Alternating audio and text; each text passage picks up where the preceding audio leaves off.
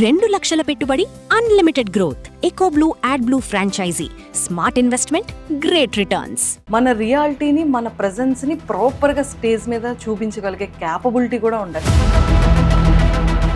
ఏంటి చాలా ప్రొఫెషనల్ గా వస్తుంది స్లాంగ్. అంటే ఇంటర్వ్యూ కదా అని లేకపోతే వచ్చేస్తుంది మనకి అలాగంతే.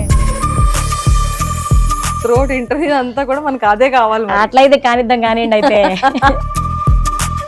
మళ్ళీ ప్రపోజల్ ఎంత క్యూట్ అనిపించిందో. ఇంతకీ మీ ఆయన ఫిదా అయ్యారా? మా ఆయనకి నేనంటే చాలా ఇష్టం. బయట అందరూ ఏందో నేను అలా చెప్పేసరికి తాగుతోడు తిరుగుతాడు అనుకుంటున్నారు కానీ టామ్ అండ్ జెర్రీ ఫైట్స్ అంటే ఎవ్రీడే ఉంటాయా? ఎవ్రీడే ప్రతి దాని దగ్గర ఆ టవల్ అక్కడ పెట్టావంటే, ఆ చీపురు ఇక్కడ పెట్టావంటే. ఇంతకీ లవ్ మ్యారేజ్ 9 సంవత్సరాలు యుద్ధ పోరాటం చేసి పెళ్లి చేసుకున్నాం. కళ్ళమ్మే వాళ్ళు నాన్న అవి కళ్ళు గీస్తే అమ్మ తీసుకొచ్చి అమ్మాలన్నమాట. బాగున్న టైంలో నాన్న చెట్టు మీద నుంచి కింద పడిపోయాడు. ఇంటర్లో హాస్టల్ వేసేసింది అమ్మ నన్ను సడన్ గా. ఆమెకి అర్థమైపోయింది ఏదైతే ఆమె సిచ్యువేషన్, ఆమెకి హెల్త్ ఇష్యూ. అమ్మ చనిపోయాక ఎక్కువ మిస్ అయిపోయాను నేను నాన్న ఆ రెండింటిని కలిపి ఇచ్చే ప్రేమ రాలేదు నాకు. హెడ్ బాత్ చేయడం రాదు, ఆట వేయడం రాదు, జనాలతో మాట్లాడడం రాదు, ఏం ఒక జీరో. నేను రియాలిటీ షో నీకు చాలా ఈజీ అయితే. అందరూ హెయిర్ కట్ చేసినప్పుడు నువ్వు ఏడవలేదు ఏంటి అన్నారు. హార్ట్ స్ట్రాంగ్ అయిపోయింది. కానీ ఎక్కడ మన మనసుని మనము డౌన్ చేసుకోకుండా నేను చెయ్యగలను మనం ముందుకెళ్తే ఖచ్చితంగా జరిగిపోయింది. మన మనసే మన శత్రువు అవుతుంది, మన మిత్రుడు అవుతాడు. Hi viewers, welcome to Suman TV. చాలా మంది ఏ డిజిటల్ ఓపెన్ చేసినా కూడా ఐ థింక్ ఇన్స్టాగ్రామ్ కానీ యూట్యూబ్ కానీ ఓపెన్ చేస్తే అందరికీ కనిపించేది అగ్ని పరీక్ష సీజన్ 2. అగ్ని పరీక్ష సీజన్ 2లో టాస్క్ పెట్టి టాప్ 15 వరకు తీసుకొచ్చే కంటెస్టెంట్స్ చాలామంది ఉన్నారు. కానీ అక్కడ టాస్క్ ఆడాలి అన్నా, అక్కడ మన రియాలిటీని ప్రజెంట్ చేయాలి అన్నా, జడ్జెస్ని కానీ పీపుల్ని కానీ ఇంప్రెస్ చేయాలి అన్నా అన్నిటికన్నా పెద్ద టాస్క్ అదే. సో పీపుల్ లవ్ని గెలవాలి అంటే మన రియాలిటీని, మన ప్రజెన్స్ని ప్రాపర్గా స్టేజ్ మీద చూపించగలిగే క్యాపబిలిటీ కూడా ఉండాలి.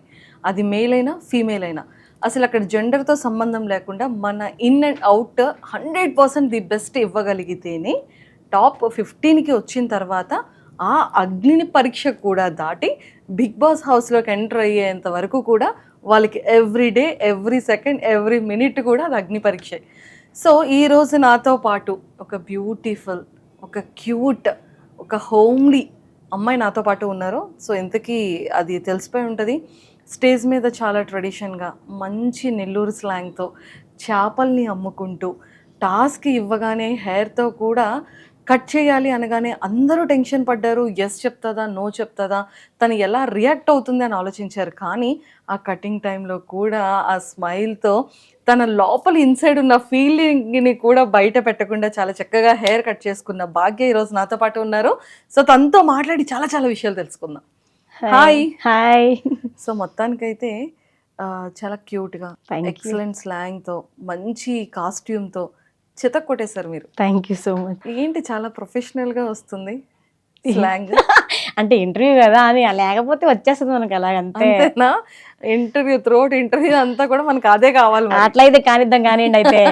అంతేనా? అంతే. ఏదో ఒకసారి చేపలు అమ్మవా? ఏ చేపలు కావాలి ఏంటి నీకు?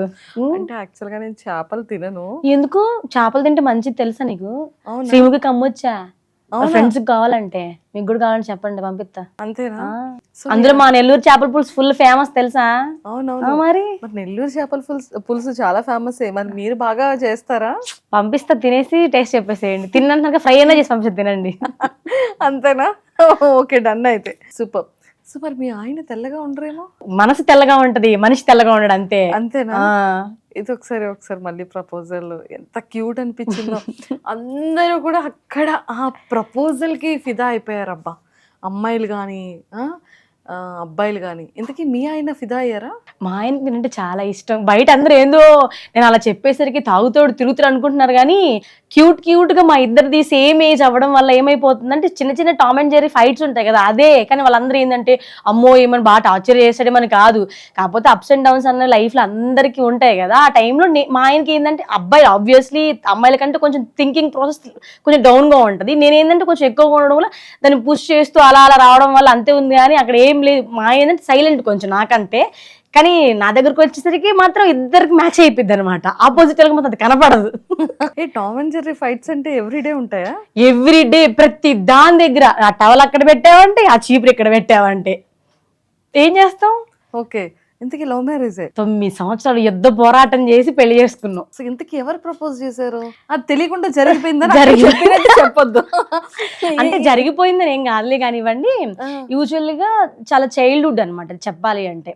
ఈ జనరేషన్ లో అయితే, అంటే నేను పెద్ద లాస్ట్ జనరేషన్ కాదు, ఇప్పుడున్న జెన్జీ అయితే మేబీ వాళ్ళకి ఐడియా ఉంటుందేమో. నాకు 16-17 ఇయర్స్ అంటే ఏం తెలియదు లిటరల్ గా. కాకపోతే ఆ టైంలో మా మదర్ ఎక్స్పైర్ అయ్యారనమాట. సో ఆ టైంలో చాలా లో అనమాట, లైఫ్ అంటే ఏంటి, లిటిల్గా ఒక ఆటో ఎక్కి వెళ్ళడం కూడా తెలియని ఒక అమ్మాయి అనమాట నేను. ఎందుకంటే అమ్మ చాలా స్ట్రగుల్ ఫేస్ చేసి అమ్మ తన లైఫ్ని లీడ్ చేసింది. యాక్చువల్గా నేను ఈ స్టేజ్ మీద కూడా చెప్పలేదు. యాక్చువల్గా అమ్మకి ఫస్ట్ మ్యారేజ్, అంటే నాన్నకి సెకండ్ మ్యారేజ్ అనమాట. అమ్మని రెండో పెళ్ళికి ఇచ్చి పెళ్లి చేశారు. అమ్మ వయసు అప్పుడు 11 years అమ్మది. కానీ నాన్నకి అప్పటికి వచ్చేసరికి నాకు తెలిసి ఒక 25, అమ్మ చెప్తుండే ఒక 25 అలా ఉండేయంట. తాను వయసు ఉన్నటువంటి పిల్లలకి తన అమ్మ అయ్యింది. మా పెద్దక్కకి మా అమ్మకి మంత్స్ తేడాలో ఉంటారు అంతే.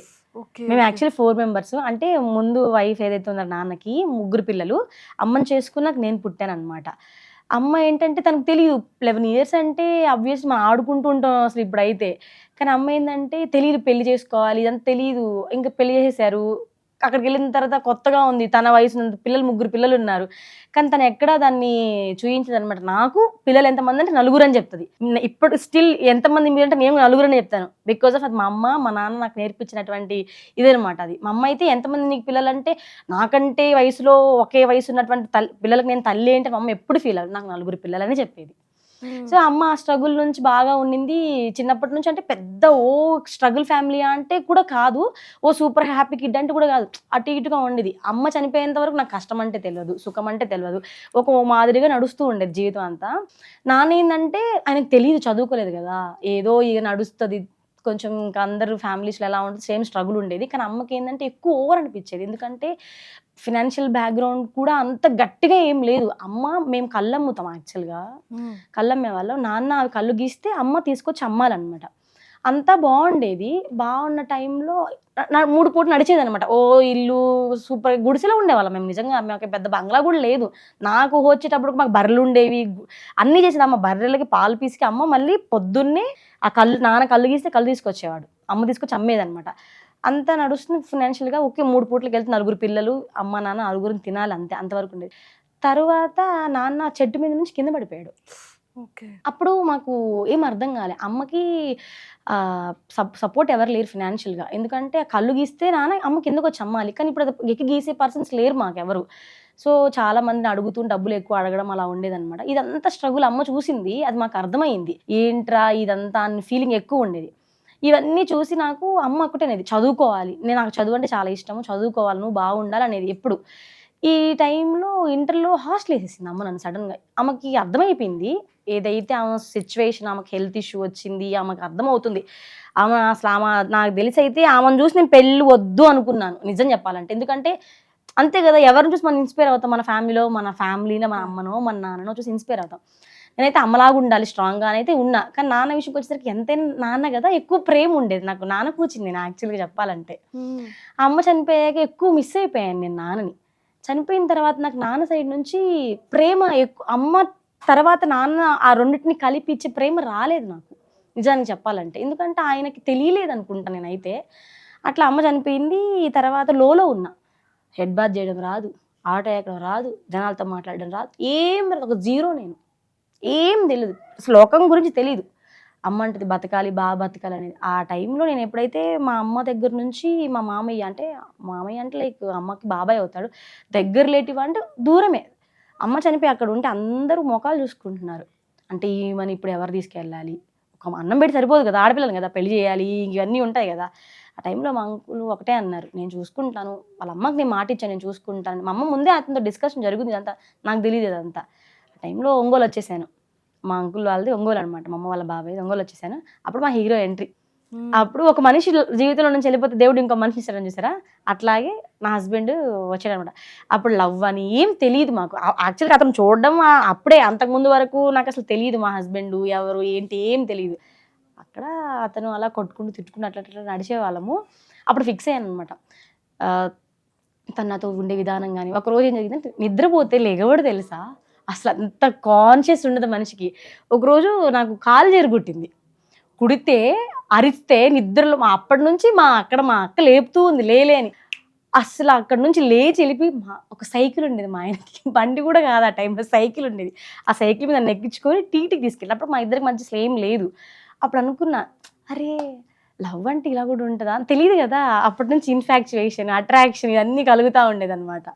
సో అప్పుడు ఇంకా అనిపించేది, కానీ ఎప్పుడు చెప్పలా, లవ్ అని ఏం చెప్పలా. తర్వాత తను ఎక్కడి నుంచి ఇంటర్ అయిపోవడము, తను బీటెక్ వేరే దగ్గరికి వెళ్ళడం లాంగ్ అయిపోయింది. లోపల నుంచి బాధ, ఏడుపు.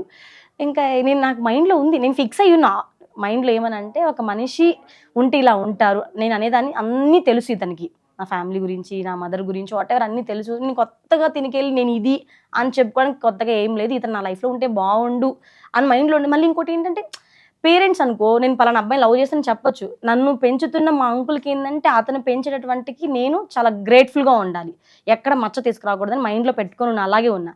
తర్వాత దీనికి నేను ఏంటంటే, మాటల్లో ఫీలింగ్స్లో అలా ఎక్స్ప్రెస్ చేస్తూ ఉంటే తను కూడా అర్థమైపోయింది. తనకు కూడా నేను ఉండలేకపోతున్నాను ఏంటి ఇలా, అలా ఫీలింగ్స్ ఎక్స్ప్రెస్ చేసుకుంటూ అలా అలా అలా మొదలైంది మా కథ.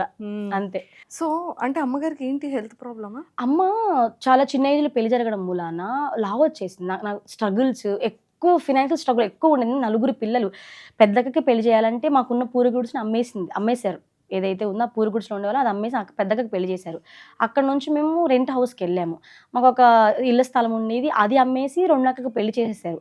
ఏదైతే మాకు ఓన్ హౌస్ కూడా స్టిల్ లేదనమాట. యాక్చువల్గా ఒక చిన్న ఒక 2 రూములు ఇల్లు మా పెద్దక్క కట్టించారు అంతే.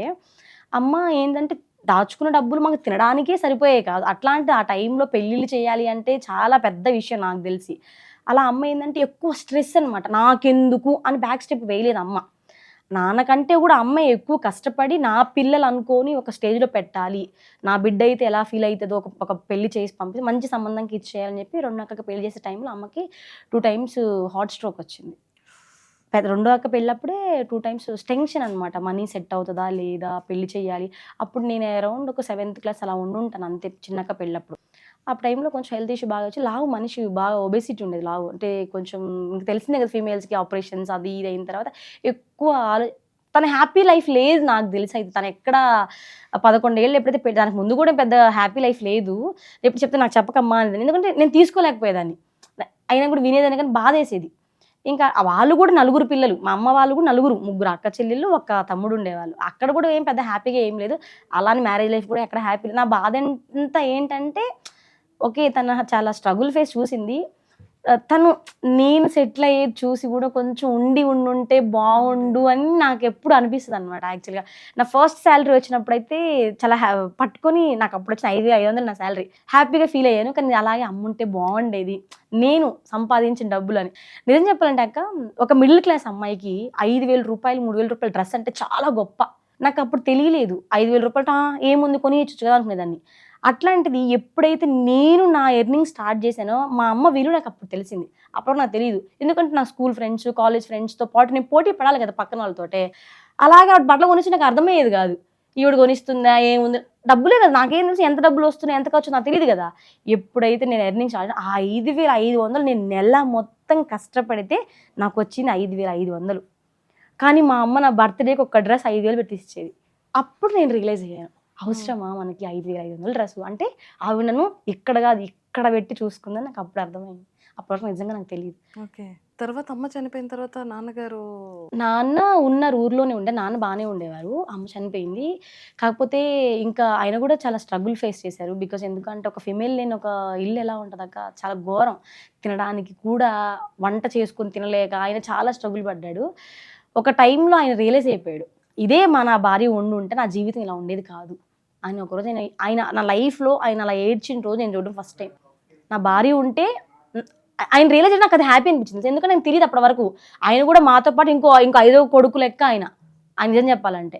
ఆ టైంలో ఆయన ఫీల్ అయ్యారు, నా భార్య ఉంటే నా లైఫ్ ఇలా ఉండేది, నేను తప్పు చేశానమ్మా, బాగా చూసుకొని ఉంటే బాగుండు, నేను చూసుకోలేకపోయినా ఆయన నోటి నుంచి ఆ మాట రావడం చాలా హ్యాపీ అనిపించింది నాకు. ఆయన రియలైజ్ అయిపోయాడు. ఎందుకంటే మా నాన్నకి అమ్మకి చాలా ఏజ్ డిఫరెన్స్ ఉందన్నమాట. దాదాపు ఒక 20 years 23 years డిఫరెన్స్ ఉంది. ఆ టైంలో అతనికి హెల్త్ ఇష్యూ కానీ ప్రతిదీ, ఇంకా ఫుడ్ ఎవ్రీథింగ్, ఆయన లో మనిషి. అప్పటికి నాకు తెలిసి మా అమ్మకి మా నాన్నకి అంత ఉంది కాబట్టి, మా అమ్మ చనిపోయి మా నాన్నకి ఒక 50 అలా ఉండుంటాయి ఆ టైంలోనే. సో బాగా మిస్సింగ్ ఫీలింగ్ వచ్చేదా మీరు కర్నూలు వెళ్ళిపోయిన తర్వాత? ఒంగోలు వెళ్ళిపోయిన తర్వాత మేము యాక్చువల్గా మా ఇంట్లో 10 మంది ఉండేవాళ్ళం. మా పెద్దనాన్న పిల్లలు, మా అమ్మ అందరిని బాగా చూసుకునేది. ఎందుకంటే ఒక ఏజ్ గ్రూప్ కదా అమ్మ, అందరు పెద్ద వాళ్ళు కదా పెద్దనాన్న వాళ్ళందరూ. మా అమ్మ ఏంటంటే కొంచెం జనరేషన్ తగ్గట్టు ఉండేది కదా. మా పెద్దనాన్న పిల్లలు అందరూ వచ్చి మా ఇంట్లోనే ఉండేవాళ్ళు. నాకైతే సడన్గా ఒంగోలు వెళ్ళిపోయిన తర్వాత నాకు చెవులో నుంచి గీ సౌండ్, ఎందుకంటే మేము 10 మంది ఉండేవాళ్ళం. మా అంకుల్ ఏమో స్ట్రిక్ట్ సైలెంట్గా ఉండాలి, కొంచెం ఇదంతా నాకు తెలియదు, కొత్త ఒక వేరే ప్రపంచంలోకి వెళ్ళిన ఫీలింగ్ వచ్చింది నాకు. లిటరల్గా చెప్పాలంటే బాగా ఫీల్ అయ్యేవాళ్ళు. నేను అయితే బాగా మిస్ అయ్యేదాన్ని అనమాట, బాగా ఘోరంగా మిస్ అయ్యేదాన్ని. అసలు అది చెప్పలే వననా తీరం అనుకోండి. ఇప్పుడు ఉన్నారా నాన్నగారు? చెప్తున్నాం కదా, దేవుడు సంతోషాన్ని ఎలా అయితే ఇస్తాడో వెంటనే దాని బాధను కూడా నాకు వెంటనే ఇస్తాడు. అదేంటో నాకు అర్థం కాదు. అంతా అయిపోయింది.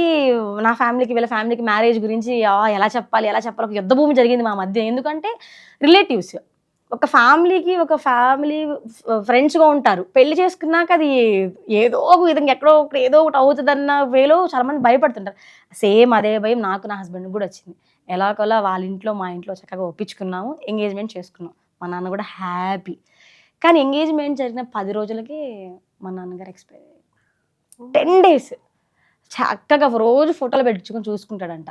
ప్రతిరోజు నా ఫోటోలు, నాది మా ఆయనది, రోజు ఫోటోలు పెట్టుకొని చూసుకుంటాడంట. బాగుంది, ఫోన్లోనే ముఖం తోడుకునేవాడట. బాగుంది, చక్కగా ఉంది, మా అమ్మ గుర్తు, ఇట్లా అనేవాడంట. నాకు గట్టిగా అనిపించేది. ఒక టైంలో కొన్ని ఇయర్స్ మాట్లాడలేదక్క. ఆఫీస్ నుంచి 6 o'clock బయటకు వస్తే 6:30 వరకు ఫోన్ కొడతానే ఉంటాడు. నన్ను నువ్వు అలా చెయ్యకు నాన్న, ఎందుకు రన్ చేస్తానే, కాదమ్మా నేను చేస్తా కదా అరిచేదాన్ని. తర్వాత నేను రియలైజ్ అయిపోయాను, వద్దు మాట్లాడాలి ఎంతో. అలాగా నాకు అలవాటు అయిపోయి ఒక టైంలో ఫోన్ చూసుకుని లిటరల్గా ఏడ్చేదాన్ని. అరే ఫోన్ చేయలేదే అంటే, ఆయన నా దగ్గర ఉండకపోవచ్చు, ఆయన కావల్లో ఉండేవారు, నేను హైదరాబాద్లో వర్క్ చేసేదాన్ని. ప్రతిరోజు 6 నుంచి 6:30 వరకు కొడతాడు. ఇంక నేను ఎత్తకపోయినా ఆయన సంబంధం లేదు, తిట్టింది అనుకుంటాడు, ఇంకా చేస్తూనే ఉన్నాడు. ఆ టైంలో చనిపోయిన తర్వాత ఆ ఫోన్ కోసం నేను వెయిట్ చేసేదాన్ని, ఆ ఫోన్ కొంచెం చూసుకుంటూ ఉండేదాన్ని. ఇప్పుడు కూడా నా ఫోన్లో ఆయన కాంటాక్ట్కి మిస్ అయినప్పుడల్లా మెసేజ్లు పెడుతూ ఉంటా. బాధ అనిపించింది.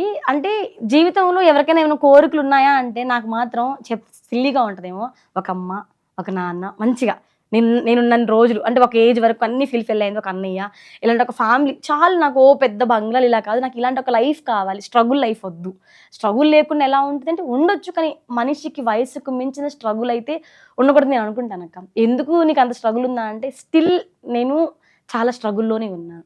కానీ అది అక్కడ చూయించలేదు, ఎక్కడో చూయించలేదు. ఎందుకంటే మన స్ట్రగుల్ని ఎదుటి మనిషి చెబితే అయ్యో అంటారు తప్ప ఎవరు వచ్చి మనల్ని ఆదుకోరని అయితే నేను గట్టిగా నమ్ముతాను. అసలు లైఫ్ అంటే ఏంటి అనేది ఒక ఐస్కి కనిపిస్తుంది ఎదురుగా. అసలుకి చాలా మంది కూడా మా అంకుల్ వాళ్ళ ఇంట్లో నన్ను పెట్టుకుంటే, ఎందుకు మీ ఇంట్లో ఉంది, ఎందుకుంది, వాళ్ళు ఏ రోజు నాకు ఆ ఫీల్ ఇవ్వలేదు. మా అమ్మాయి, మా కూతురో, లేకపోతే మేము పెంచుకుంటున్నామో, లేదా మా ఇంట్లో ఉంటుందనో వాళ్ళు ఎప్పుడు అలానే అనుకున్నారు. కానీ చుట్టుపక్కల ఉంటారు కదా, ఇళ్ళ పక్కన వాళ్ళు ఉంటారు కదా, కొంతమంది ఉంటారు కదా, ఎందుకు ఉంచుకున్నారు మీ ఇంట్లో, ఎందుకు మీకేం అవసరం. ఆబ్వియస్లీ ఒక మనిషి ఒక ఫుడ్ పెడుతున్నా కూడా ఆ టైంలో ఎంతమంది ఖర్చే, కానీ వాళ్ళు ఏ రోజు అది రిప్రజెంట్ చేయలేదు నాకు. అలా నాకు చాలా హ్యాపీ లైఫ్నే ఇచ్చారు. చాలా నాకు తెలిసి మా అమ్మ మా నాన్న ఉంటే నా లైఫ్ ఒకలా ఉండేదేమో, కానీ వాళ్ళు లేకపోవడం మూలన వీళ్ళు ఉండబట్టి నా లైఫ్ నేను ఈరోజు ఇక్కడ అనుకుంటా. నిజంగా నాకు ఎవ్రీథింగ్, ప్రతి స్టెప్. హైదరాబాద్లో నేను బండేసి తిరుగుతున్నాను అంటే కేవలం మా అంకుల్.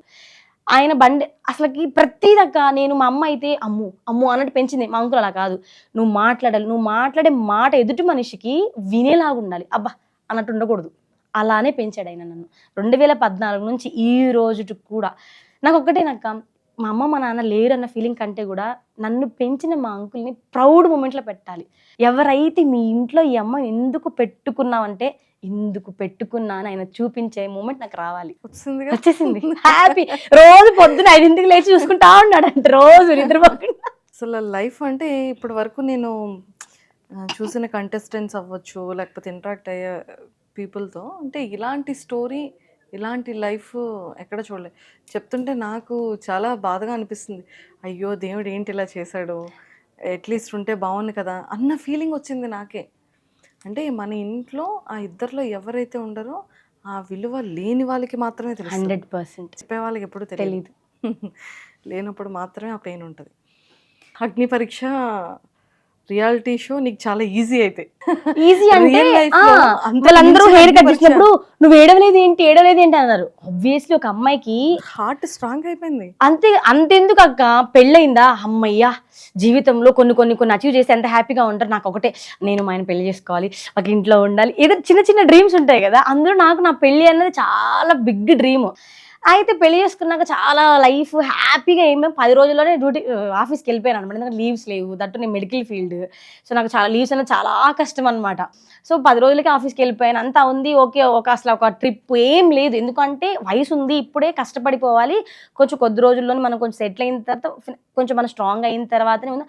అప్పటి వరకు మా లైఫ్ చాలా హ్యాపీగా అంటే సేవింగ్స్ లేకపోయినా కూడా చాలా హ్యాపీగా ఉన్న దాంట్లో తింటూ బాగానే ఉన్నా. ఒక 5 డే ఏం జరిగిందంటే, నాకు పెళ్ళైన తర్వాత నాకు అసలు ఏంటంటే లిటరల్గా చెప్పాలి అంటే ఒక హ్యాపీనెస్. మా ఆయనను చూపించాలి, కావాలి కదా, అమ్మ నాన్న లేరు కదా, మా అమ్మయ్య వాళ్ళు ఇటు పెళ్లి చేశారు. సో హస్బెండ్ నేను పెళ్ళైందన్న హాఫ్ ఆఫ్ ద ఫ్యామిలీకి తెలియదు. నా ఫ్యామిలీకి అయితే లిటరల్గా నాన్న సైడ్ అయితే ఎవరైతే ఉన్నారో వాళ్ళకి ఇప్పటికి కూడా కొంతమందికి అయితే తెలియదు నాకు పెళ్ళి అయ్యింది అని కూడా చాలా మందికి తెలియదు నిజం చెప్పాలంటే. So first Sankranti over excite అక్క. నాకు ఏంటంటే నేను ఎక్స్ట్రీమ్ పర్సన్ని. కోపం, బాధ, సంతోషం అన్నీ ఎక్కువ. నాకు ఎక్కువ ప్రేమించేస్తాను, ఎక్కువ కోపడిపోతాను, దగ్గర తీసేసుకుంటాను మళ్ళీ వెంటనే. అలాగే ఈ సంక్రాంతి వచ్చేస్తుంది, మా ఆయన తీసుకెళ్ళిపోవాలి, మాకు కావాలి తీసుకెళ్ళి చూపించాలనుకున్నా.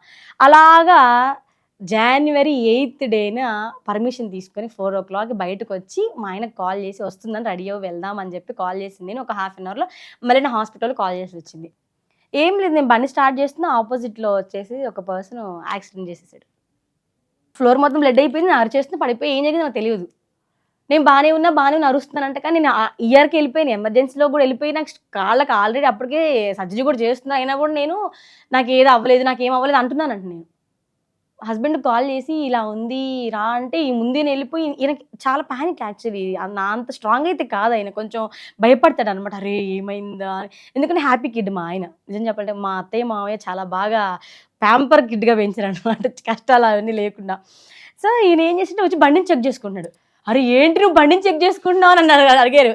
అప్పుడు అడిగితే బండిని చూసి నేను ఇలాగే ఫీల్ అయ్యాను. కానీ తన తర్వాత ఏం చెప్పాడు తెలుసా, బండిని చూస్తే నువ్వు ఎలా ఉన్నావు నాకు ఒక ఐడియా వస్తుంది. నేను చూడలేను, తను సెన్సిటివ్ అనమాట. నిజానికి అంత చూసి తట్టుకునే పర్సన్ కాదు. నాకు ఒకసారి చెయ్యి విరిగితే, ఇక్కడ చెయ్యి కట్ అయింది, ఈ ఫింగర్ ఇలా ఏలాడుతుంది, నన్ను ఇయర్ తీసుకెళ్ళి ఆయన ఇలా కూర్చున్నాడు అక్కడ.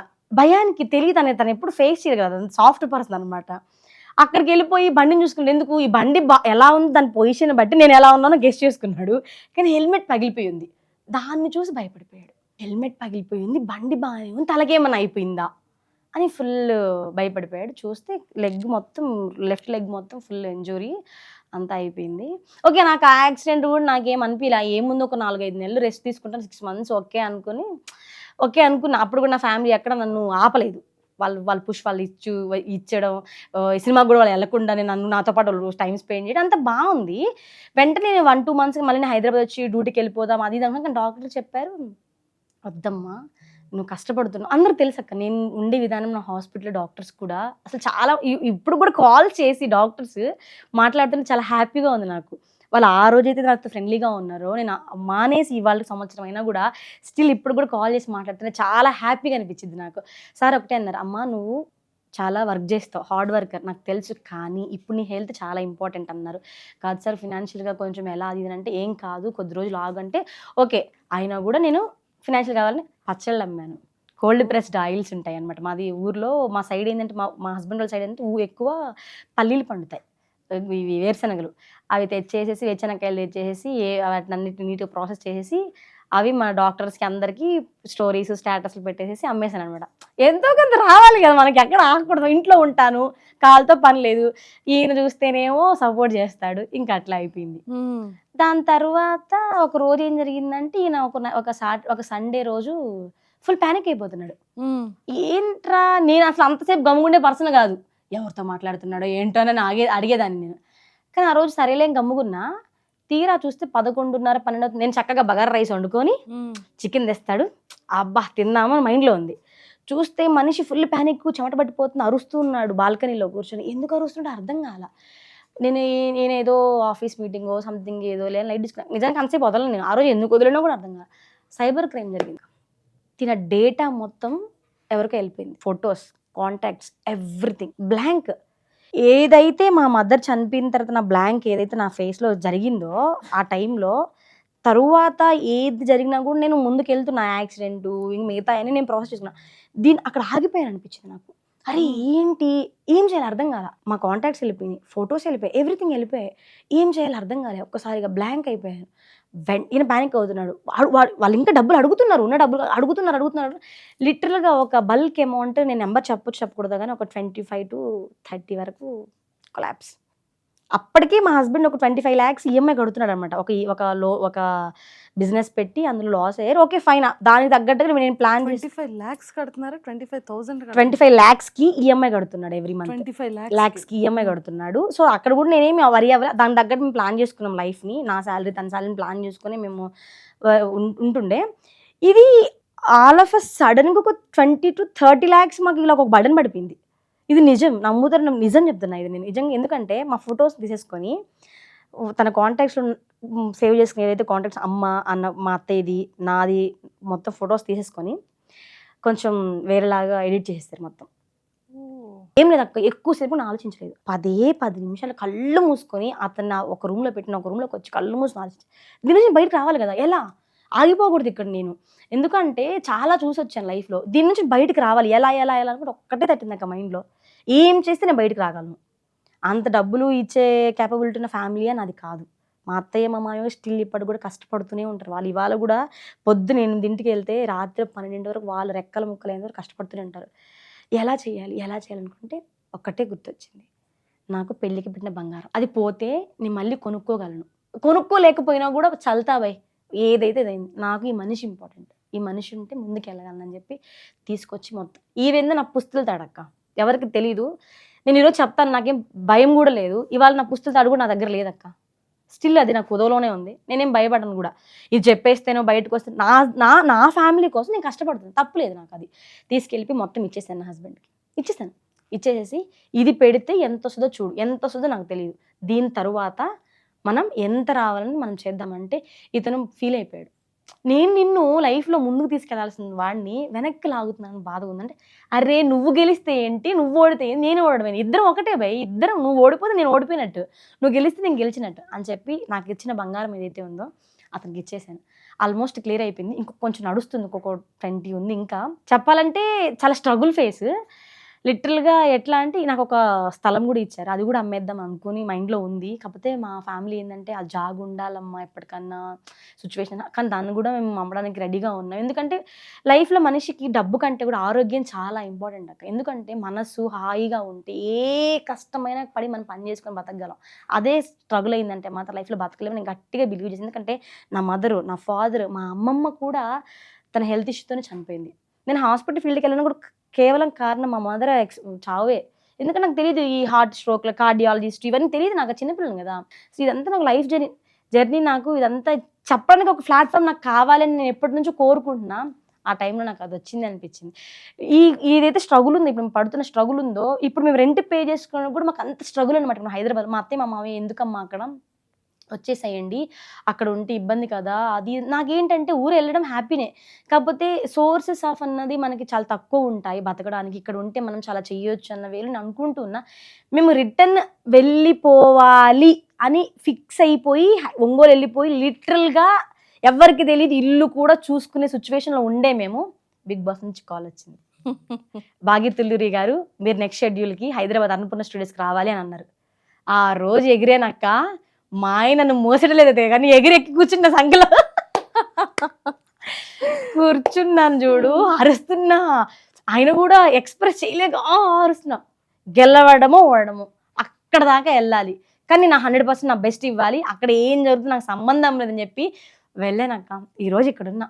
ఇదే నా లైఫ్ స్టోరీ. నేను ఒక్కటే చెప్తానక్క, లైఫ్లో డబ్బులు ఎంత ఇంపార్టెంటో ఒక మనిషి ప్రేమ కూడా అంత ఇంపార్టెంట్. అదే ఆ మనిషి ప్రేమ లేకపోతే, పుష్ లేకపోతే గెలవడం చాలా కష్టం. మా ఆయన నాకు ఈరోజు అందరూ అనుకుంటున్నారు ఆయన ఉండబట్టే నేను బిగ్ బాస్ దగ్గర దాకా వెళ్తున్నా, నా బ్యాగ్ ప్యాక్ చేస్తాడు లిటరల్గా. ఇంకో విషయం తను నైట్ షిఫ్ట్ అక్క, నైట్ షిఫ్ట్ చేస్తూ కూడా నాకంటే ముందు లేచి నాకు ఏమేం కావాలి, ఏమేం చెయ్యాలి, ఎందుకంటే ఆ హాఫ్ అన్ అవర్ నేను నిద్రపోతాను కదా, నాకు షూట్ లేట్ అవుతుంది అని అనేసి. సో ఇదంతా చేస్తున్నాడు, సపోర్టే, చిన్న చిన్నవన్నీ కామన్, అది చెప్తున్నా నేను, మేమిద్దరం ఒకటే కొట్టుకుంటామని అంతే. అలానే మా ఆయన చెడ్డోడుగా చాలా మంచోడు, అలాంటి హస్బెండ్ దండం పెట్టుకోండి అందరూ. చాలా మంది ఏమడుగుతారు తెలుసా, మీ హస్బెండ్ సపోర్ట్ చేస్తున్నాడా, చేస్తున్నా గ్రేట్ మీ హస్బెండ్ ఇక్కడ దాకా, ఆయనకి ఇష్టం స్క్రీన్ మీద కనపడ్డ, నాకంటే వీడియో పాజ్ చేసుకొని చూస్తున్నాడు అని. హెయిర్ కట్ గురించి అడిగారు కదా అక్క, బయటకు వచ్చాను, ఇటు తిప్పుతాడు మేడ, ఇటు తిప్పుతాడు, ఇది నిజమా లేకపోతే విగ్గ పెట్టుకున్నావు, చూపి చూపి చూపి అని చెప్పి. ఆయన కూడా ఏమనలే, చాలా క్యూట్గా ఏరా బామ్మర్ది అంటాడు రోజు. ఆయన కూడా బాగున్నావు, మంచిగా ఉన్నావు, అయితే ఏం కాదులే అంటాడు. కానీ ఒక్కటే అన్నాడు, ఏమన్నాడంటే నువ్వు నా కోసం చాలా కష్టపడ్డావు, నువ్వే కష్టపడతావు, ఇప్పుడు కూడా నువ్వే కష్టపడుతున్నావు అన్నాడు. ఇప్పుడు కూడా నీ జర్నీకి నువ్వే కష్టపడుతున్నావు, పిచ్చోడా నిద్ర అనక ఏం లేకుండా నువ్వే కష్టపడుతున్నావు నేను అంటున్నా. ఆయన ఫీలింగ్ ఏంటంటే నేనేం చేయలేకపోతున్నానేమో అని. మొత్తం బ్యాక్ ఎండ్ చేస్తుంది అదే కదా, వాళ్ళకి అర్థం కావట్లేదు అది పాపం. నా కజిన్కి ఒకరు మెసేజ్ పెట్టారంట, ఏంటి తన వాళ్ళ హస్బెండ్ ఏమన్నా ఫుల్ తాగుతాడా, తిడతాడా, కొడతాడా అని పెట్టారంట. అయ్యో, తను కాల్ చేసి అడుగుతున్నాడు, అక్క ఇలా పెట్టారు అక్క అంటే, అరే చెప్పు రా వాళ్ళకి అని అన్నా. అంటే ఒక్కొక్క మైండ్ సెట్ అక్క, నేను అలా చెప్పింది ఎక్కడ ఆ స్టేజ్ మీద చెప్పింది వేరే వాళ్ళకి కన్వే అయింది, కానీ నిజానికి చాలా సపోర్ట్ అక్క. మా అత్తయ్య మా మామయ్య కూడా హ్యాపీగా, మా అత్తయ్య అయితే రోజుకి ఒకసారి అయినా ఫోన్ చేస్తుంది, మాట్లాడాలి, నేనేమో అక్కడ ఉంటాను, తన క్యూట్గా అడుగుతుంది అనమాట, ఎలా జరిగింది, ఏమన్నారు, అందరూ బాగా మాట్లాడారా, అట్లా అడుగుతూ ఉంటుంది అనమాట. అక్కడ దాకా ఎందుకు వెళ్ళి అలా ఏం లేదు అక్క, ఫ్యామిలీ అంతా ఓకే నా కోసం వాళ్ళందరూ హ్యాపీగా యాక్సెప్ట్ చేశారు అక్క. అందరికి చెప్పాను ఇలా జరుగుతుంది వెళ్తున్నాను మీకు ఓకేనా, ఎందుకంటే నేను అంటే నొక్కదాన్ని కదా, నా ఫ్యామిలీ మొత్తానికి నేను చెప్పాలి, చెప్తే వాళ్ళు హ్యాపీగా ఉంటే నేను హ్యాపీ, అంతే. ఫుల్ హ్యాపీ, అంత హ్యాపీ లేదు. అంటే లైఫ్లో కొన్ని డేస్ కొంచెం కష్టాలతో ఉంటుంది, దేవుడు కూడా సేమ్ మనకి ఒక టెస్ట్ ఇస్తాడు, ఆ టెస్ట్లో మనం పాస్ అయ్యాము అంటే మంచి డేస్లోకి షిఫ్ట్ అవుతాం అనమాట. అలా నీ లైఫ్లో ఈ అగ్ని పరీక్ష అనే ఒక పెద్ద ఘట్టం ఏదైతే ఉందో, మంచి రోజులు నీ లైఫ్లోకి వచ్చేసాయి. అవును, ఇది లాస్ట్ అగ్ని పరీక్ష, అంతే కదా. ఈ అగ్ని పరీక్ష, ఈ లాస్ట్ డేస్ ఏవైతే ఉన్నాయో గుడ్ డేస్కి వెల్కమింగ్కి లాస్ట్ డేసే అగ్ని పరీక్ష డేస్. ఈ ఆల్మోస్ట్ ఇంకా అయిపోయినట్టే. సో ఫైనల్గా రియల్ లైఫ్లో ఇంత పెద్ద అగ్ని పరీక్ష ఉంది. అవును, రియల్ లైఫ్లో కాకుండా చాలా అంటే ఏడుపుతో చెప్పొచ్చు, కానీ నాకు ఏడవడం కంటే కూడా ఏడిస్తే ఎక్కడో నేను వీక్ అయిపోతానేమో అన్న ఫీలింగ్. నేను ఎప్పుడు ఏడుస్తాను, నిజానికి చాలా వీక్గా ఉంటుంది నా మైండ్ కూడా, కానీ ఎప్పటికప్పుడు నాకు నేను మోటివేట్ చేసుకుంటాను అక్క. ఈ సిచ్యువేషన్ జరిగింది అనుకో, నెక్స్ట్ ఏంటి, నెక్స్ట్ ఏం చేయాలి, ఓకే ఓకే ఓకే దీని నుంచి బయటికి ఎలా రావాలి, ఎలా అని నాకు నేను ఆలోచించేసుకుంటాను. దాని చిన్నప్పుడు ఎలా ఉండేది, ఒక 2022 వరకు ఎలా ఉండేదంటే దాని గురించి మాట్లాడితే నేను సాటిస్ఫై అయ్యేదాన్ని. ఇప్పుడు ఏంటంటే పెరిగే కొద్దీ ఏదైతే నాకు షిట్ జరిగిందో దాని గురించి తప్ప ఏది మాట్లాడి నేను హ్యాపీ, ఎందుకంటే మళ్ళీ నేను గుర్తు చేసుకొని అనుకోవట్లేదు. అంటే అప్పుడు అనిపించింది ఓకే కొంచెం నాకు మెచ్యూరిటీ వస్తుంది. నా ఫ్యామిలీ ఒకటి అంటది, నీ ఇలా ఉంటే బతకలేరే అంటది, లేదు నాలా ఉంటే కూడా బతకగలరు అని చూపిద్దామన్నది. ఎందుకంటే ఇక్కడ ఏం ఉండదు, మొత్తం బయటకు వచ్చేస్తుంది, ఇక్కడ కడుపులో ఏది ఉందో బయటకు వచ్చేసి మొహంలో కనిపించేస్తుంది. అది సంతోషమైన కోపం వచ్చింది అనుకో ఇలా కనిపించేస్తుంది మొహంలో, తెలియకుండా ఫేస్ ఎక్స్ప్రెషన్స్ వచ్చేస్తాయి. అసలు అదేంటో నాకు అర్థం. ఇప్పుడు అన్నారు ఆడికి వెళ్తున్నావు, ఎవరి మీద కోపం ఉంటే మొహం కనిపించింది కెమెరాలో నీ మీద వేసుకొని, నాకు వచ్చిన ఫీలింగ్ నేను చెప్తా. బిగ్ బాస్ కావాల్సింది అది కదా, జెన్యూన్గా ఉండాలి కదా, అదే చెప్పాను నేను. అంతమంది కంటెస్టెంట్స్ లో బాగా క్లోజ్ ఎవరయ్యారు? క్లోజ్ అంటే ఎవ్రీబడి వెరీ నైస్ అక్క, నిజం చెప్తున్నాను. అక్కడ మిస్ ఇండియాకి సంబంధించిన వాళ్ళు ఉన్నారు. నిజానికి నాకు అంటే నేను లైఫ్లో ఏదో కష్టాలు పడి సంథింగ్ ఏదో చాలా చూశాను, కానీ వాళ్ళ ప్రొఫెషన్స్లో నాకంటే చాలా పెద్ద పెద్ద పొజిషన్స్ నుంచి వచ్చిన వాళ్ళు చాలా మంది ఉన్నారు. కానీ ఎక్కడ ఏ ఒక్కరు కూడా ఆ యాటిట్యూడ్ని ఎవ్వరు చూపించకుండా చక్కగానే నా హెయిర్ కట్ అప్పుడు కావచ్చు, నాకు టాస్క్లో హ్యాండ్ డిస్లోకేట్ అయింది, చెప్పాలంటే డిస్లోకేట్ అయినా కూడా నేను ఎక్కడ దాన్ని ఆపలేదన్నమాట. వెంటనే దాన్ని నాకు మంచిగా డాక్టర్ అక్కడే వెంటనే డాక్టర్స్ ఉన్నారు, డాక్టర్స్ తురంగా సెట్ చేశారు కదా, కొంచెం రెస్ట్ కావాలన్నారు. ఇప్పుడైతే కొంచెం సెట్. అక్కడ కూడా వాళ్ళందరూ నాతో మాట్లాడే విధానం కానీ, నేను టాస్క్ పెడితే ఆ టాస్క్లో ఆడితే అందరూ నిలబడి ఇలా చూస్తున్నారు అనమాట. నాకంటే వాళ్ళకి ఎక్కువ టెన్షన్ అయిపోయింది, నా చేయికి ఏమన్నా అవుతుందేమో అని. అక్కడ జూరీస్ అయితే పడిపోతారు.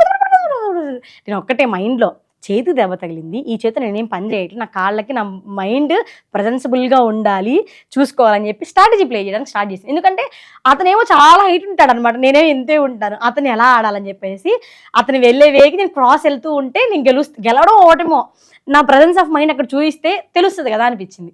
ఎందుకంటే ఈ చెయ్యి అనేది ఆబ్వియస్లీ ఎగురుతుంటే నొప్పి వస్తుంది, కానీ చూపించకూడదు అక్కడ మనం అని చెప్పి స్టార్ట్ చేశాను. కానీ 2 పాయింట్స్లో వెళ్ళిపోయింది. కానీ నేను ఒకటే ఏం చెప్పాలనుకున్నానంటే, నా చెయ్యి నాకు అడ్డు కాదు ఆట కనిపించింది. నా బెస్ట్ నేను ఇచ్చేసాను, 100% ఇచ్చేసాను. తర్వాత అందరూ కూడా మంచిగా అప్రిషియేట్ చేసి మంచిగా అనిపించింది. సూపర్. ఫైనల్ గా టాప్ 15కి వచ్చేసావు. ఇప్పుడు ఈ టాప్ 15 నుంచి టాప్ 5కి రావడమే పెద్ద టాస్క్, పెద్ద అగ్ని పరీక్ష స్టార్ట్ అవుతుంది.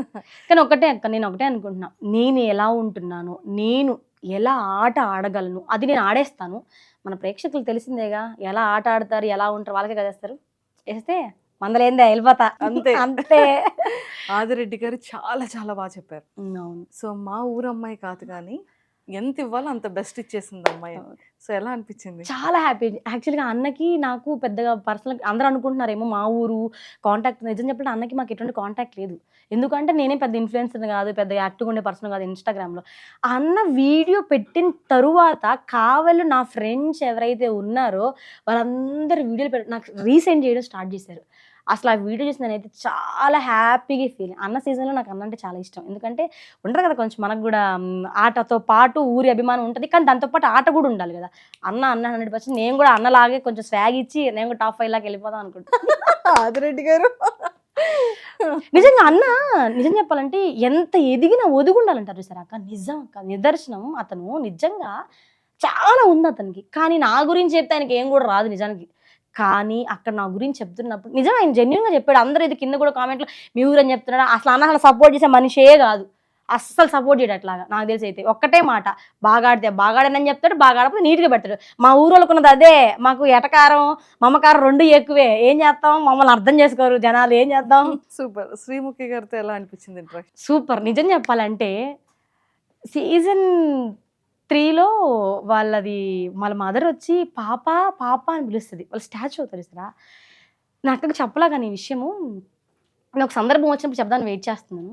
తను అక్కడ ఆ స్టాచ్యూ అయిపోయిన తర్వాత ఏడుస్తుంది చూస్తారా పాప, అది ఏ 100,000 సార్లు పెట్టుకొని చూసుకుంటాను. ఎందుకు అని అడగొచ్చు. నా పేరు కూడా పాప, నా నిక్ నేమ్ కూడా పాప. ఇంట్లో అందరు, నా హస్బెండ్ అందరి ముందు నన్ను పేరు పెట్టి పిలుస్తాను, ఇంట్లో పాప పాప అని పిలుస్తాడు. చూసేవాళ్ళు ఏంద్ర ఇంత ఉంది దీని పాప అంటే, ఫ్యామిలీ ఇంటరాక్షన్ అంతా చిన్నప్పుడు అదే. అలాగే శ్రీముఖి వాళ్ళ అమ్మ వచ్చినప్పుడు అయితే ఈ 100 సార్లు పెట్టుకొని చూస్తుంటాను. ఇంట్లో మా హస్బెండ్ వాళ్ళ నాన్న ఆవిడని చూస్తే పాప వచ్చింది అంటాడు. అంటే ఎవరు, నన్ను ఆరవడము, హైపర్ యాక్టివిటీ అదంతా చూడడం వల్ల నన్ను అంటారు. నాకు చాలా ఇష్టమైన వ్యక్తి ఎవరు అంటే శ్రీముఖి అక్క. నాకు ఫైర్ కార్డ్ వచ్చింది, అది అక్కడ ఎవరికైనా ఇవ్వాలి అన్నారు. సెకండ్ ఆలోచించుకుంటే యాక్చువల్గా నేను నవదీప్ గారికి ఇద్దామని, ఎందుకంటే నాకు నవదీప్ గారు రెడ్ ఇచ్చారు. ఎందుకంటే గ్రీన్ ఇద్దాం అనుకున్నారేమో నాకు తెలియదు, కానీ తిని ముందుగా చూడాలి అనుకున్నారు. ఆయనకి ఇద్దాం, కానీ ఆల్రెడీ ఆ సార్కి వేరే అమ్మాయి ఇచ్చేసింది అనమాట. సో ఇంకెవరికి ఇవ్వాలి అని అనిపించింది నాకు. మ్యాక్సిమం చెప్పాలంటే నా మైండ్లో శ్రీముఖి అక్కకి ఇవ్వాలని ఉంది, ఇచ్చేసారు అనమాట. ఎందుకంటే తను ఎలా గేమ్ని మార్చాలి, ఎక్కడ యూస్ఫుల్ చేయాలో తనకు తెలుసు కాబట్టి తనకి ఇచ్చేసాను అనమాట. అందరూ చెప్పాలంటే జడ్జెస్ అందరూ బయట తిట్టుకుంటున్నారు, కానీ నాకు ఒక్కటి చెప్తాను దీని గురించి నేను చెప్పాలనుకున్నాను. వాళ్ళు అక్కడ కూర్చొని పెట్టారంటే చాలా పెద్ద పొజిషన్, అది బాధ్యత. మనం ఒక మనిషితో ఎలా ప్రవర్తిస్తున్నామో కూడా చాలా ఇంపార్టెంట్. వాళ్ళు అక్కడ ఎవరు చేయాలని చేయడం కదా, అక్కడ ఉన్న 100,000 మందిలో కొన్ని ప్రొఫైల్స్ అక్కడికి వచ్చాయి. ఆ ప్రొఫైల్స్లో వాళ్ళకి ఏది కావాలి, మనం ఒక బిజినెస్ పెడతాం అక్క, ఆ బిజినెస్లోకి నీకు ఎటువంటి ప్రోడక్ట్ కావాలో తీసుకుంటావా, ఆ ప్రోడక్ట్ డౌన్లో ఉన్నా కూడా నువ్వు తీసుకుని నీ షాప్లో పెట్టుకుంటావా? మనకి ఏ ప్రోడక్ట్ కావాలో అదే పెట్టుకుంటాము. బిగ్ బాస్కి ఏది కావాలో అదే వాళ్ళు తీసుకుంటారు, అవునా కాదా? నాకు అదే అనిపించింది. ఇప్పుడు నేనేదో అక్కడ సెలెక్ట్ అయిపోయాను కదా అని ఇలా మాట్లాడతావు అని అనుకోవచ్చు, నేను అలా మాట్లాడను. మనకి నేను నా లైఫ్ స్టోరీ గురించి అక్కడ ఎందుకు చెప్పలేదు తెలుసా? సింపతి చెప్పేసరికి ఆ అమ్మాయిని 15 తీసుకున్నారు అని అంటారు, నేను చెప్పలేదు ఇదంతా.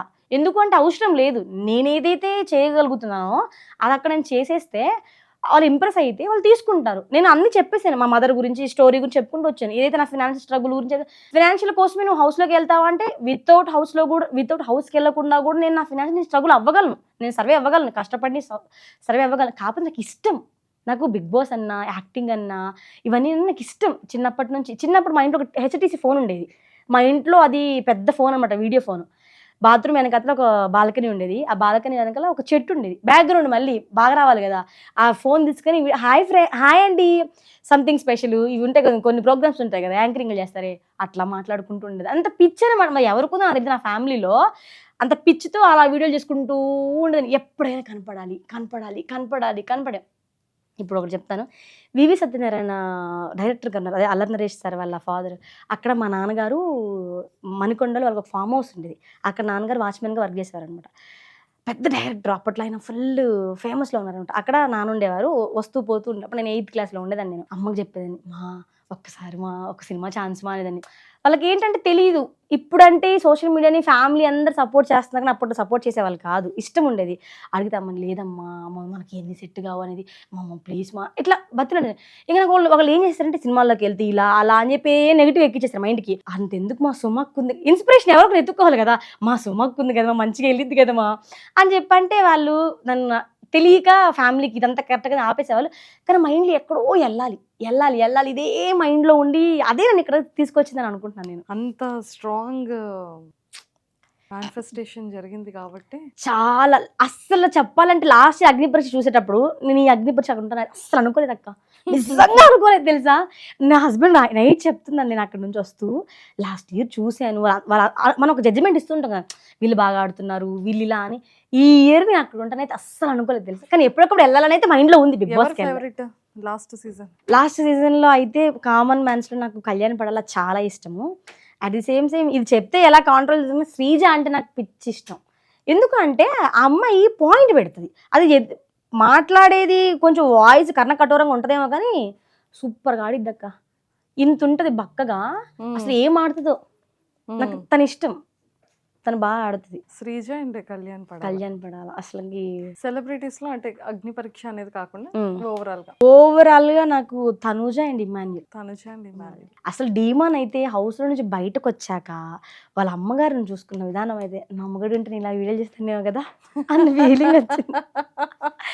కొన్ని చూస్తే మనకి ఇలా చెయ్యాలి అని ఇన్స్పిరేషన్ ఉంటుంది కదా ప్రతి ఒక్కరికి ఒకటి చేయాలని. వాళ్ళ అమ్మతో అలా మాట్లాడుతున్నప్పుడు మా అమ్మ అయితే అలా సైలెంట్గా ఉండదు, నాతో పాటు డాన్స్ వేస్తుంది, నాతో పాటు వీడియోలు చేస్తుంది. నా ఫీలింగ్ ఫుల్ యాక్టివ్. అమ్మ డాన్స్ ఇరగదీస్తుంది, బాగా వేస్తుంది. నా స్కూల్ కాంపిటీషన్ లో ఏదైనా డాన్స్ చేస్తే పాట పెడితే అమ్మ నాకు కొన్ని స్టెప్పులు చెప్పేది, ఇలా వెయ్యి అలా వెయ్యి అని. ఫుల్ అమ్మకి ఇష్టం. యాక్చువల్లీ అమ్మకి కూడా మేబీ అదే ఇంట్రెస్ట్ వచ్చింది.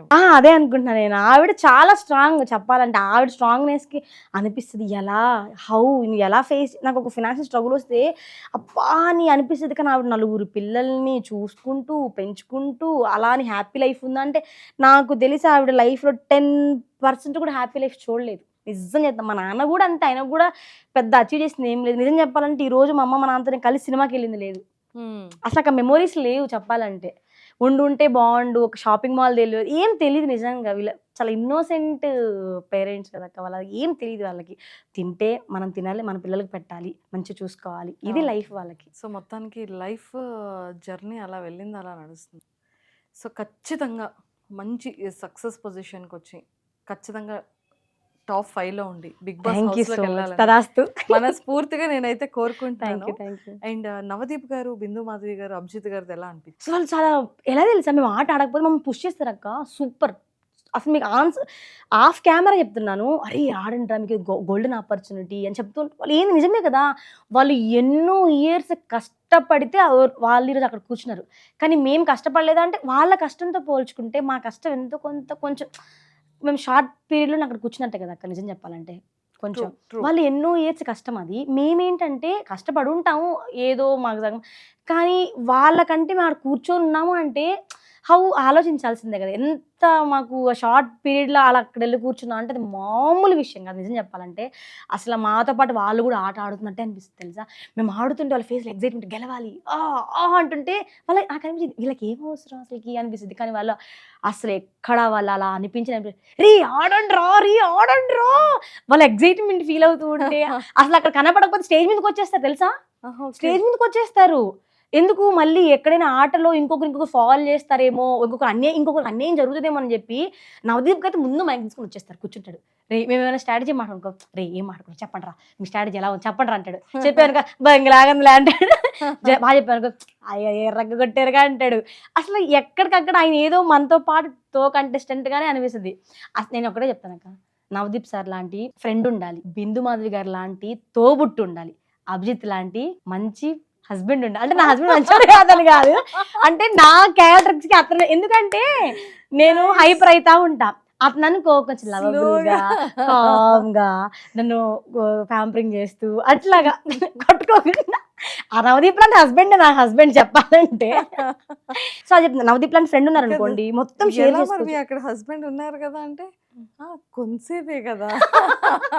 అదంటే అందరూ కూడా దాన్ని ఏమన్నారంటే, ఇంట్లో హస్బెండ్ పెట్టుకొని ఇక్కడ ఎలా చేస్తే మెచ్యూర్డ్ లేని పీపుల్ అనిపిస్తున్నారు. అదంతా స్క్రీన్ మీద మనం ఒక మనిషితో మనం మాట్లాడే అది కామెడీ సెన్స్, అక్కడ జస్ట్ మాట్లాడుకుంటున్నాం అంతే, దాన్ని కూడా నెగిటివ్ చేస్తుంటే మనం ఏం చేయలేం, మెచ్యూర్డ్ లేదు అనుకోవడమే. లేదు లేదు, అది చాలా క్యూట్ అనిపించింది అసలు. వాళ్ళు కూడా అసలు ఎంతో సరదాగా ఫీల్ అయ్యారు. నాకు హెయిర్ కట్ కూడా మీ ఆయన చేత చేయించుకుంటున్నావులే. సో త్రూ అవుట్ అంతా కూడా నిజంగానే వాళ్ళు చెప్పినట్టు, జడ్జెస్ చెప్పినట్టు ఫుల్ ఎంటర్టైన్ చేశారు అక్కడ, బోరింగ్ లేకుండా. ఒక మనిషి ఉంటే ఇంట్లో ఎంత సందడి, ఎంత హడావిడి ఉంటుంది, ఆ మనిషి లేకపోతే ఎంత మిస్సింగ్ ఫీలింగ్ వస్తుంది కదా, దానిని మీరు క్రియేట్ చేశారు అక్కడ. ఇప్పుడు ఒక మాట చెప్తా, నా హ్యాండ్ ఇరిగిన తర్వాత కొంచెం ఒక 10 minutes ఒక హాఫ్ అన్ అవర్ పక్కన కూర్చోబెట్టి డాక్టర్ సెట్ చేస్తున్నప్పుడు వాళ్ళు గేమ్ ఆడినంత సేపు నన్ను తలుచుకుంటున్నారంట. సైలెంట్గా ఉంది ఆట, సైలెంట్గా ఉంది ఆట అని బయటకు నవదీప్ అంటున్నారు, నవదీప్ గారు అంటున్నారు. బయటకు వచ్చిన తర్వాత మీ వాళ్ళు నేను మిస్ అవుతున్నారు పో పో పో అంటే నాకు అర్థం కాలే అసలు. నిజంగా నేను నిజంగా మిస్ అయ్యారా అంటే, రే నిజంగా నువ్వు లేని ఫీలింగ్ కనిపించిందిరా మాకు. So sweet. సో అక్కడ ఉన్న కంటెస్టెంట్స్లో అంటే లైక్ మీరు చాలా మందితో ఇంటరాక్ట్ అయ్యారు కదా, మీ టీం కావచ్చు లేకపోతే మీరు ఆడుకునే బ్యాచ్ కావచ్చు, అందులో మీకు బాగా ఫ్రెండ్ అయిన పర్సన్ ఎవరు? బాగా అంటే నాకు పెళ్ళైపోయింది కదా, అబ్బాయిలందరూ నన్ను ఒకరు వచ్చేసరికి అమ్మ అని పిలవడం. నేను చీర కట్టుకుని వెళ్ళాను కదా ఆడిషన్కి, ఈ అమ్మని ఎవరైతే ఉన్నారో మా కోడల్ని సెట్ చేయమా, నాకు ఈ కామెడీ సెన్స్ నాకు. ఒక అబ్బాయి అనుకో అక్క అక్క ఎవరన్నా సెట్ చేయకంటే రే నాకు ఇలాగా అంటే ఒక్కరితో చెప్పడానికి లేకుండా, ఎందుకంటే నన్ను వాళ్ళందరూ ఎలా ట్రీట్ చేస్తారంటే ఆ చీర కట్టుకుని వెళ్ళడం మూలానో ఏమో నాకు తెలియదు కానీ, అందరూ ఒకరేమో అక్క అంటారు, ఒకరేమో అమ్మ అంటారు. అమ్మనైతే లిటరల్ ఒళ్ళో పడుకుంటాడు వాడు అయితే వచ్చి, అమ్మ అమ్మ చూడమ్మా దీన్ని చూడమ్మా అంటాడు. అమన్ గారు రావాలి ఈసారి ఇంటర్వ్యూకి. రామకృష్ణ ఉన్నాడు, అక్క అక్క అక్క ఏంటక్క అంటారు, నువ్వు అరవక అంటే కొంచెం వీళ్ళందరూ నాకంటే కొంచెం చిన్నపిల్లలు, వీళ్ళందరూ చిన్న అంటే చిన్నని కాదు కానీ నాకు ఎందుకో మెచ్యూరిటీ పరంగా కూడా కొంచెం చిన్నపిల్లల నా మైండ్ కూడా అలా ట్రీట్ చేసుకుంటూ అందరిని అంట నా కోడలు కొంచెం అమ్మాయిలు బాగున్నారు, నా కోడలు చెప్తున్నా ఇంటికి రావాలి జాగ్రత్త, ఇలానే అందరితో కామెడీ సెన్స్ అంతా బాగుంటుంది త్రూ అవుట్ ద అక్కడ ఫ్యామిలీ. అసలు లిటరల్గా సాయంత్రం వచ్చేటప్పటికి ఏదో మిస్సింగ్ ఫీలింగ్ వచ్చేది, ఎందుకంటే పొద్దున్న నుంచి సాయంత్రం వరకు అక్కడే ఉండి ఇంటికి వచ్చి పడుకోవడమే అవుతుంది. వాళ్ళు కళ్ళ కూడా గుర్తొస్తారు తెలుసా, ఒక్కరు నవ్వుకుంటున్నాను నేను ఒక రోజు అయితే. సూపర్. సో ఖచ్చితంగా లైఫ్లో ఒక మంచి సొంతిల్లు, హ్యాపీ ఫ్యామిలీ, మంచి కిడ్స్, మంచిగా లైఫ్లో సెట్ అయ్యి ఈ ఫినాన్షియల్ స్ట్రగుల్స్ అన్నీ పోయి హెల్దీగా వెల్దీగా ఇద్దరు మంచి అండర్స్టాండింగ్తో ఇలాగే ముందుకు సాగాలి. బిగ్ బాస్ హౌస్లో కూడా చాలా మంచి ప్లేయర్ అవ్వాలి, మా టీవీలో రియాలిటీ షోస్లో ఇంకా పైన కనిపిస్తూ ఉండాలని పూర్తిగా మా సుమన్ టీవీ తరపు నుంచి. మీకు ఇంకో క్వశ్చన్ చెప్పాలి, 2022లో సుమన్ టీవీకి కూడా ఇంటర్వ్యూకి వచ్చాను. 2022లో వచ్చాను నేను. ఓకే వచ్చాను, ఆ సార్ ఎవరో ఉండేవాళ్ళు, ఆయన పేరు గుర్తు రావట్లేదు, తీసుకున్నారు. అప్పుడు మనకి కొంచెం లేదు కదా, నాకు వేరే దగ్గర ఎక్కువ వస్తుంది, ఇక్కడికి రాకూడదని తెలియక మిస్టేక్ చేశాను. నాకు వచ్చుంటే ఈరోజు ఇంకొంచెం వేరేలా ఉండే కదా. అంటే మనకు అప్పుడు తెలియని చిన్నపిల్లల్ని గైడెన్స్ ఇచ్చే వాళ్ళు లేరు మనకి. పర్వాలేదు, అగ్ని పరీక్ష బిగ్ బాస్ అయిన తర్వాత అప్పుడు ఇక్కడికి వచ్చేద్దరు, యా అందరు ఆర్టిస్టుల్ని మంచిగా ఫ్లోర్ లో ఇంటర్వ్యూస్ చేద్దరు. ఒకవైపు షూటింగ్, ఒకవైపు యాక్టింగ్, ఇంకొక వైపు యాంకరింగ్, అన్ని చేసేయచ్చు అప్పుడు. తప్పకుండా. ఓకేనా? సో ఇప్పుడు బిజీ ఉన్నారు కాబట్టి, డేట్స్ ఖాళీ లేవు కాబట్టి ముందు అది ఫినిష్ చేసుకున్న తర్వాత అప్పుడు ఇక్కడికి రావచ్చు. తప్పకుండా. ఓకేనా? 22లో మిస్ అయింది, 26కి ఫుల్ఫిల్ పక్కా. So all the very best and nice talking to you. మంచి ఇన్స్పిరేషన్ మీ స్టోరీ, ఎక్కడ కూడా బ్యాక్ స్టెప్ లేకుండా ఇంతే స్ట్రాంగ్గా మీ స్ట్రాటజీస్తో, మీ మైండ్ గేమ్తో స్మార్ట్గా గేమ్ని ప్లే చేసి అగ్ని పరీక్షలో టాప్ 5లో ఉండి బిగ్ బాస్ హౌస్కి ఖచ్చితంగా వెళ్ళాలని మనస్ఫూర్తిగా thank you so much. Me support ఇలాగే ఉండాలి. ఒకటి చెప్తాను 100% ఉంటుంది. లైఫ్లో దేవుడు నిజంగానే కిందేస్తాడు మీదేస్తాడు. ఆయనకు తెలుసక్క ఇప్పుడు ఏది కావాలో. మనం కోరుకునేది ఒక పువ్వు అయితే ఆయన ఒక చెట్టుకు పువ్వులు ఇస్తాడు. మనం ఒక పువ్వు కోరుకుంటే ఆయన కొన్ని పువ్వులు ఇస్తాడు. నేను ఇది నిజంగా నమ్ముతాను తెలుసా. నేను వెళ్ళిపోవాలనుకున్న టైంలో నాకు ఈ కాల్, నేను ముందుకు వెళ్తాను వెళ్ళిన పక్కన పెడితే నా 100% నేను ఇచ్చి ముందుకు వెళ్తాను. కానీ ఎక్కడ మన మనసుని మనము డౌన్ చేసుకోకుండా నేను చెయ్యగలను అని మనం ముందుకెళ్తే ఖచ్చితంగా జరిగిపోయిద్దాక. ఎక్కడ ఎవ్వరు డౌన్ఫాల్ అవ్వకూడదు. మన మనసే మన శత్రువు అవుతుంది, మన మిత్రుడు అవుతాడు. మనం ఆలోచించే థింకింగ్ ప్రాసెస్ ఏదైతే ఉందో అదే మనకి ప్లస్ పాయింట్. సూపర్. సో అందరూ ఉమెన్స్ ఇంతే స్ట్రాంగ్గా ఉండాలని నేను కోరుకుంటున్నాను. నిజంగా ఉండాలి. ఎందుకంటే ఎక్కడో ఏదో అందరికి అన్నీ ఉంటాయి. నేను ఒకటంటే ఎవరి కథలో వాళ్ళే హీరో అంతే. మనం అలా ఉండాలి. బ్యాక్ ఫైర్ అవుతున్న కొద్దీ మనం బ్యాక్ వెళ్ళిపోయామనుకో దేవుడు కూడా సపోర్ట్ చేయడు. దేవుడు పొలం ఇస్తాడు కానీ పొలంలో వరేసుకొని పంటను పండించుకొని అన్నం వండించుకునే తెలివి మనకు ఉండాలి. ఇచ్చాడు కదా ఇస్తాడు గాల్లో దీపం పెట్టి ఎలగమ్మ అంటే ఎలగదు. కష్టపడితేనే దాన్ని ఫలితం దక్కుతుంది. నేను గట్టిగా నమ్ముతా. కానీ ఏ ఆడపిల్ల కూడా ఆగిపోవద్దు. అసలుకి ఏదున్నా సరే మీ ఫ్యామిలీ ఒప్పుకోలేదా, మీ హస్బెండ్ ఒప్పుకోలేదా చెప్పండి, వినలేదా మెప్పించండి. ఏది చేసినా సరే మీకు కావాల్సింది మీ డ్రీమ్ అచీవ్ చేసుకోమని నేను అనుకుంటున్నాను అంతే. తదాస్తు. All the very best thank you. And nice talking to you. Thanks.